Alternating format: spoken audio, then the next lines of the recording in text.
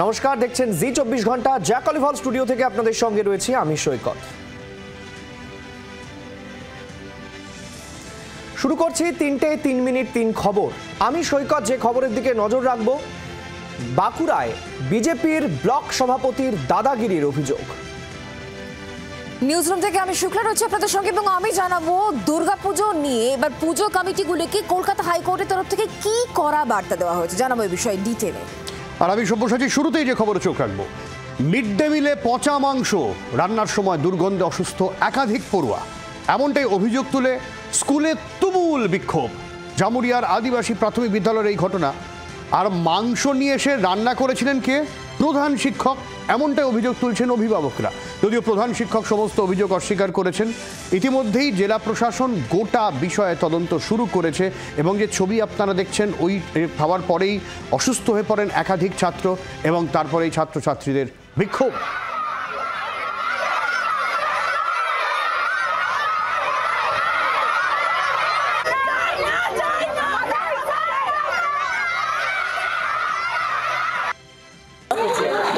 ঘটনা মনে হয় কালকে মাংস নিয়ে এসছে মাস্টার, আমাদের হেডমাস্টার। সেই মাংস আজকে ধোয়া নাই, কড়াই হাঁড়ি কিছু ধোয় নেই, কিছু নেই। ওতে নুন মশলা নিজেই মাখানো হয়েছে, চাপানো হয়েছে। কাউকে রান্নার দিকে কোনো অপেক্ষাই করে না, কোনো বলাই হয় না। নিজেই বলছে আমি রান্না করব, নিজেই বাসি মাংস এনেছে। ছেলেদের আমরা অসুস্থ হয়ে গেছে, 10-12টা ছেলে আমাদের বমি করছে। পচা মাংস, আমরা গন্ধতে থাকতে পারছি না। গোটা স্কুল একদম গন্ধ ছাড়ছে।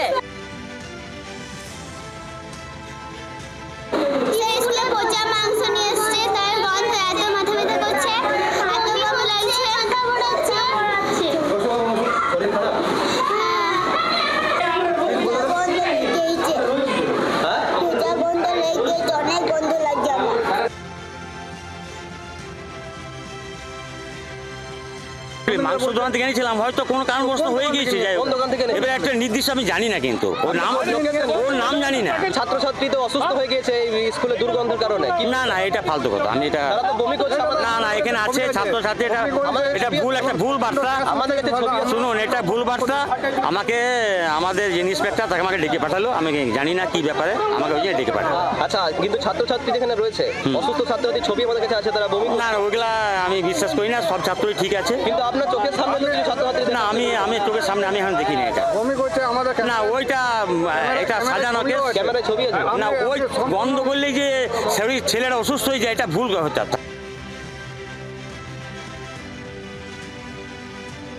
পশ্চিমবঙ্গে তৃণমূল কংগ্রেসের নেতারা ভালো মাংস খাবে, তারা ভালো করে থাকবে। এই ছাত্রছাত্রী তাদের জন্য ওই পচা সড়া গলা মাংস এইসবই থাকবে। আর এটা সবটাই লোক দেখানো। আর ওই দেখবেন ওই মাস্টার মশাই নিশ্চয়ই কারো অনুপ্রেরণায় অনুপ্রাণিত হবেন, সে কারণে সব খবরটা আমাদের কাছেও এসেছে। আমরা এসআইয়ের কাছেও খবর নিচ্ছি, প্লাস ওখানে আমাদের মাননীয় হররাম সিং জি আছেন, তিনি আজকেই ঘটনাস্থলে যাবেন এবং পুরো খবরটা এনকোয়ারি করে আমাদের জেলাকে একটা রিপোর্ট দেবেন। আমরা দেখছি ব্যাপার। আর এবার যে খবরের দিকে নজর রাখতে হচ্ছে, পুজোর অনুদান নিয়ে এবার কলকাতা হাইকোর্ট যথেষ্ট কড়া। কলকাতা হাইকোর্টের তরফ থেকে বলা হয়েছে যারা খরচের হিসেব দেয়নি তাদের অনুদান বন্ধ করে দিতে হবে, এই নির্দেশ দেওয়া হয়েছে। আপনারা জানেন যে গত সোমবারই কলকাতা হাইকোর্টের তরফ থেকে বলা হয়েছিল রাজ্যকে হলফনামা দিয়ে বলতে হবে যে কোন কোন পুজো কমিটি হিসেব দেয়নি।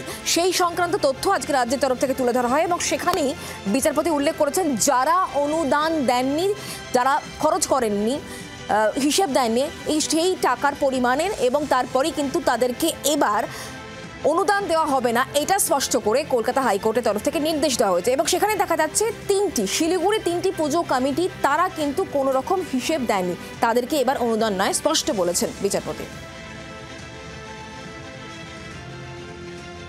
এবারের পুজোয় অনুদান নেওয়ার ক্ষেত্রে বা রাজ্যের অনুদান দেওয়ার ক্ষেত্রে কোনো আইনি বাধা নেই।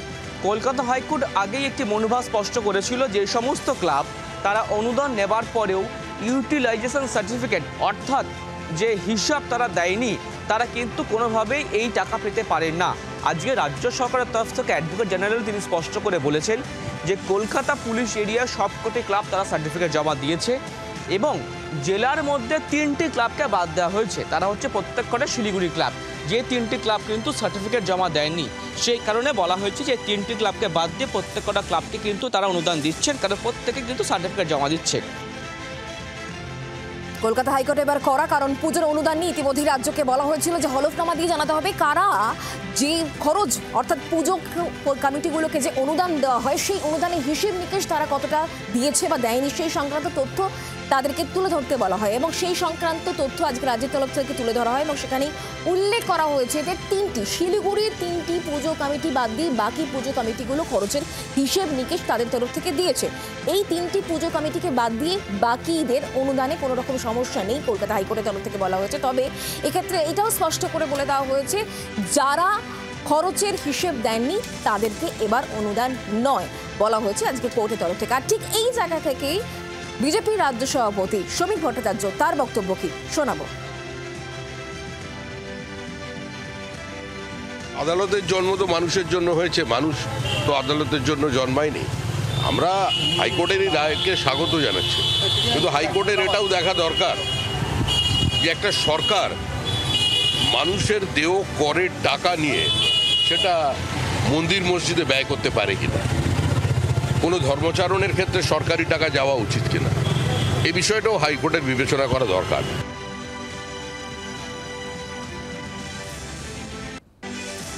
বাঁকুড়ায় কলেজের পরিচালন সমিতির বৈঠকে তৃণমূলের ব্লক সভাপতির দাদাগিরির অভিযোগ, ভিডিও ভাইরাল। সেই অধ্যাপককে শাসানির অভিযোগ, 2 অধ্যাপককে শাসানির অভিযোগ। দিন কয়েক আগে প্রকাশ্যে মদ্যপানের ঘটনার প্রতিবাদ করায় বেলিয়াতোর যামিনী রায় কলেজের এক আদিবাসী অধ্যাপককে শাসক দলের মদতে মারধরের অভিযোগ উঠেছিল। সেই রেশ কাটতে না কাটতেই ফের খবরের শিরোনামে বাঁকুড়ার বেলিয়াতোর যামিনী রায় কলেজ। অভিযোগ, পরিচালন সমিতির ওই বৈঠকে কলেজের 2 অধ্যাপককে প্রাণে মেরে ফেলারও হুমকি দেন তৃণমূলের ওই নেতা। বিষয়টি নিয়ে 2 অধ্যাপক ইমেলে লিখিত অভিযোগ জানান।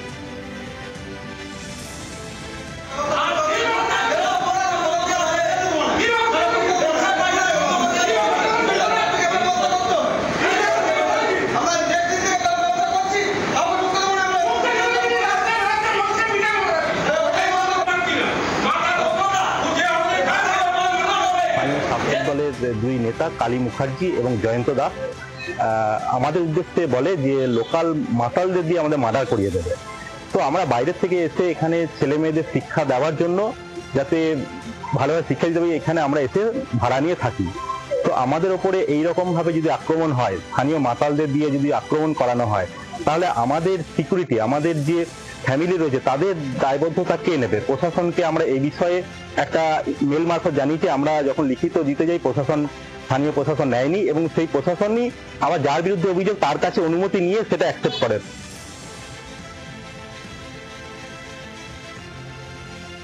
এটা বেলিয়াতোড়ের ইতিহাসে এক কলঙ্কজনক ঘটনা।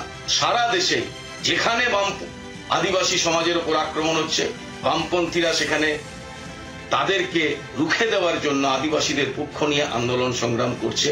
ফলে এই ঘটনা নিন্দার কোনো ভাষা নেই।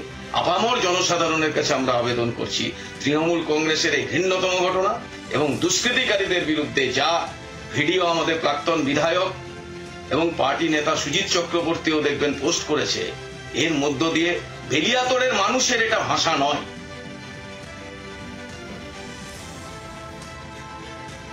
ভিডিওটা যেটা করেছে এটা প্রায় 4 মাস আগের ঘটনা। এটা কলেজে একটা সেমিনার হচ্ছিল, যামিনী রায় কলেজে। সেমিনারে গভর্নিং বোর্ডের আরো মেম্বার ছিল, প্রিন্সিপাল ছিলেন এবং বাইরে থেকে আরেকজন প্রফেসর এসেছিলেন। এরকম কোনো ঘটনা ঘটেনি, কথাবার্তা হচ্ছিল। প্রফেসরের সঙ্গে স্টুডেন্ট ছিল প্রচুর। তো এটা যারা ভিডিওটা ভাইরাল করেছে তাদের কাছে শিক্ষা নেওয়ার কিছু নেই।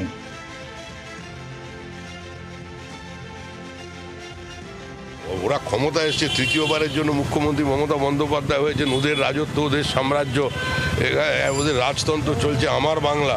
তো সেখানে এটা করবে না, এটা ভালোবাসা, অনুরাগের ছোঁয়া।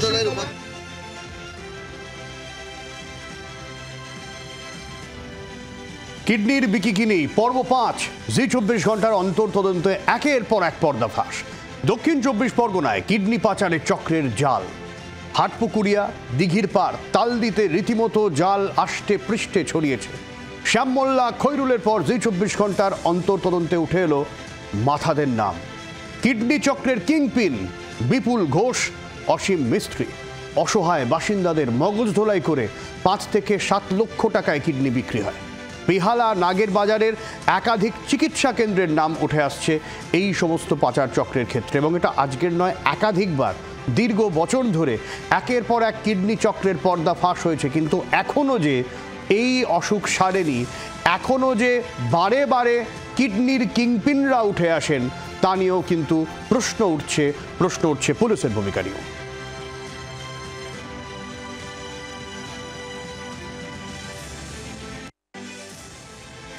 লকডাউনের দিনে আমার প্রচুর সমস্যা ছিল, দেনায় জড়িয়ে গেছিলাম। পাওনাদাররা আমার প্রচুর উল্টোপাল্টা কথা বলছে, বাড়ি এসে প্রচুর ঝামেলা করছে। সেই জন্য আমার এটা করতে বাধ্য হয়েছি। এটা যোগাযোগ বলতে কলকাতায় একজন ছিল, তার সঙ্গে আমি কাজ করতে করতে এইভাবে যোগাযোগ করব। এখন কি আপনার শরীর সুস্থ নেই, মানে তবু আমাদের সুস্থ হয়ে থাকতে হচ্ছে। জানি না উপরওয়ালা কতদূর কী করবে। আমাকে বলেছিল যে 8 লাখ টাকা দেবে, আমাকে দিয়েছে 5 লাখ টাকা। 3 লাখ টাকা দেয়নি কেন? দেয়নি, ও বলে কি যে এটাই বিক্রি, এটাই হয়, এর বেশি হয় না। এটা কারা বললো? ওই রিজেন্ট বলেছিল। এজেন্টের নাম? রিজেন্টের নাম হচ্ছে বিপুল ঘোষ। এর কোথায় থাকে? ওই কলকাতায় থাকে। যারা যোগাযোগ করে কোথায়, কাদের সাথে যোগাযোগ হয়? এগুলো দালাল মারফতে যে যোগাযোগ হয়, এগুলো তো আমরা ঠিক অতটা ঠিক জানি না। এখনো পর্যন্ত কতজন এরকম দিয়েছে মানে আপনার এখান থেকে? এখানে তো ওরকম গুণেও বলা যাবে মানে অগন্তি। সব উপর লেভেলে সবাই জানে সব কাজগুলো। মেন অফিসটা কোথায়? এটাদের অফিস, মেন অফিস বলে এরকমই হয় না। যেমন হচ্ছে বলে একটা দমদম কাজ হয়, মিন্টু পার্কে কাজ হয়, মুকুন্দপুরে কাজ হয়, বেলেঘাটাও হসপিটালের পাশে আর বলে একটা জায়গা আছে, সেখানেও কাজ হয়।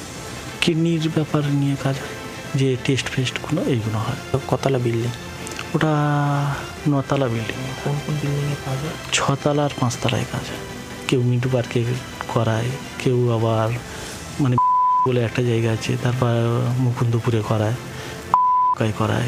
এরকম অনেক জায়গা আছে, সেখানে কাজ বাজগুলো করা। আমরা শুনতে পাচ্ছি দিচ্ছে টিচে আর কি। যাওয়ার পরে তো অনেকে শারীরিক দিক থেকে অসুবিধা হচ্ছে। সেরকম কোনো আমাদের নলেজে নিয়ে যে তারা তো দিকে ঘুরছে একটা টাকার লোভে, অনেকেই মানে ইচ্ছা না থাকলেও টাকা লোভে দিচ্ছে।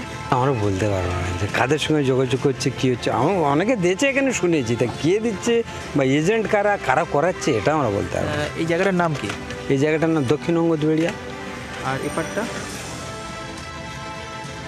এসএসসি নিয়োগ দুর্নীতি মামলায় এবার জীবন কৃষ্ণ সাহা, তাকে জেরা করে একের পর এক চাঞ্চল্যকর তথ্য পাওয়া গেছে। যেমন এই জীবন কৃষ্ণ সাহা কিস্তিতে অযোগ্য চাকরি প্রার্থীদের থেকে টাকা নিতেন। তার বীরভূম, মুর্শিদাবাদ, নিউ টাউনে একাধিক সম্পত্তির হদিশ পাওয়া গিয়েছে। 50 লক্ষ টাকা তার ব্যাংক অ্যাকাউন্টে জমা পড়েছে, তার বিবরণী সামনে এসছে। এবং তার নামে, তার আত্মীয়দের নামে, এমনকি তার এজেন্টদের নামেও তিনি জমি কিনেছিলেন, এমনটাই কিন্তু খবর পাওয়া যাচ্ছে। বেশ কয়েকজন এজেন্টকে ইতিমধ্যেই ইডি আধিকারিকরা জিজ্ঞাসাবাদও করেছেন।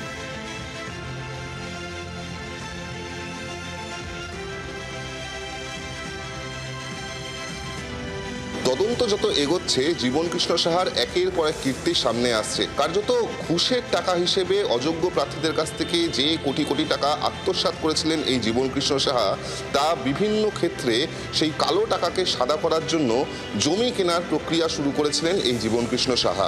কার্যত যেটা জানা যাচ্ছে যে নিউ টাউন, বীরভূম এবং মুর্শিদাবাদে একরের পর একর জমি কিনেছিলেন জীবন কৃষ্ণ সাহা, কখনো আত্মীয়দের নামে, কখনো বা তার এজেন্টদের নামে। পাশাপাশি জীবন কৃষ্ণ সাহা বিধায়ক হওয়ার পর যেই 12 জনের এজেন্টের দল তৈরি করেছিলেন, সেই 12 জনকেই একে একে তলব করে জিজ্ঞাসাবাদ করা হচ্ছে। মূলত তদন্তকারীরা জানতে চান যে এই কোটি কোটি দুর্নীতির টাকা, ঘুষের টাকা শেষমেশ কোথায় পৌঁছেছে। সেই কারণেই এই তদন্ত চালানো হচ্ছে, এমনটাই এনফোর্সমেন্ট ডিরেক্টরেটের তরফ থেকে দাবি করা হচ্ছে। জি 24 ঘন্টার জন্য ক্যামেরায় দীপের সঙ্গে বিক্রম দাস, কলকাতা।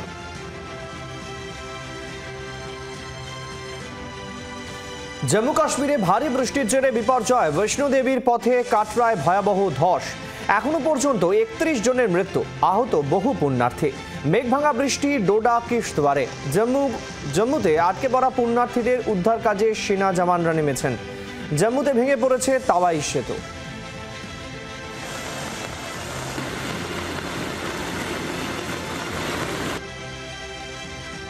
जम्मू के तवी नदी में लगातार बड़े जलस्तर के बाद एक बड़ा जो यहाँ पर क्रैक है वो पुल में आ चुका है। आप देख सकते हैं पुल का एक हिस्सा जो है वो पूरी तरह से यहाँ पर गिर चुका है नीचे। और आप देखिए लगातार जो तवी नदी है वो यहाँ पर उफान पर है। किस तरह से गाड़ियाँ जो है वो यहाँ पर इसी में फंसी हुई हैं और पुलिस तरह से अब साफ तौर पर मानिक आप भी अपना ख्याल रखिए, पीछे आ जाइए। लगातार आपको तस्वीरें ये दिखा रहे ग्राउंड जीरो से और किस तरह से तवी नदी यहाँ पर उफान पर है वो साफ तौर पर आप देख सकते हैं। यहाँ पर आप देख सकते हैं किस तरह से तवी नदी जो है यहाँ पर उफान पर है और लोगों से अपील की जा रही है कोई भी इस समय ना जाए। ये तस्वीरें एक्सक्लूसिव ग्राउंड जीरो से आप देख सकते हैं किस तरह से ये रुद्र रूप जो है वो यहाँ पर तवी नदी धारण कर चुकी है। और मानिक केरनी लगातार अपनी जान पर खेल कर हम वो तस्वीरें आपको दिखा रहे हैं। यहाँ पर एक पार्क था जो पूरी तरह से बह चुका है, वहां पर दिखाइए ये पूरा खिताब जो है वो यहाँ पर हो चुका है। ये पूरा इलाका जो है साफ तौर पर कहीं ना कहीं बड़ी चुनौतियां जो है वो सुरक्षा बलों के भी यहाँ बन चुकी है, क्योंकि यहाँ से पूरे इलाके को यहाँ पर खाली कराया जा रहा है।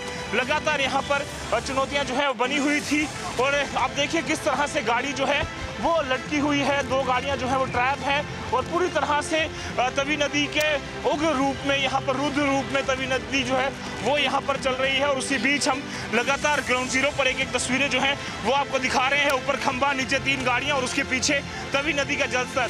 तवी के 2 पुल जो है फिलहाल के लिए बंद है और अभी भी लगातार लोगों से अपील की जा रही है कोई भी इस दौरान नदी नालों के पास ना जाए, क्योंकि इससे बड़ा हादसा जो है वो हो सकता है। और जगह जगह पर तबाही की तस्वीरें यहाँ पर सामने आ रही हैं। वीडियो जर्नलिस्ट मानिक केरनी, सदरजतपुर, आजी मीडिया, जम्मू। আটকে পড়া পর্যটক বুম্বা চক্রবর্তী কি জানিয়েছেন শোনাবো। আমরা 23 তারিখে দুর্গাপুর থেকে রওনা দিয়েছিলাম চারজন মিলে, আমরা 4 বন্ধু মিলে। প্রত্যেক বছরের মতো এবছরও বৈষ্ণব দেবীতে গেছিলাম কাটরাতে। 25 তারিখ বৈষ্ণব দেবী দর্শন করার পর কাল সকালবেলা আমরা টুয়ার্ড জম্মুর দিকে রওনা হয়েছিলাম। আমাদের কালকে ট্রেন ছিল রাত 9:50। তো in the meantime landsliding হয় রাস্তাতে, ভয়ানক পরিস্থিতির মধ্যে পড়ি। ভোর রাতে এসে ল্যান্ডস্লাইডিং ওই বোর্ড ক্লিয়ার করে আমাদেরকে রেস্কিউ করে জম্মুতে নিয়ে আসে। আমাদের যে আজকে ট্রেনও ছিল আপনার জম্মুর রাজধানী, সেটাও ক্যান্সেল হয়ে গেছে। তো আজ যা পরিস্থিতি, আজকে সড়ক যোগাযোগ বন্ধ, রেল যোগাযোগ বন্ধ, আকাশ পথে এই মুহূর্তে কোনো টিকিট নেই দিল্লি আসার জন্য, সোল্ড আউট হয়ে গেছে।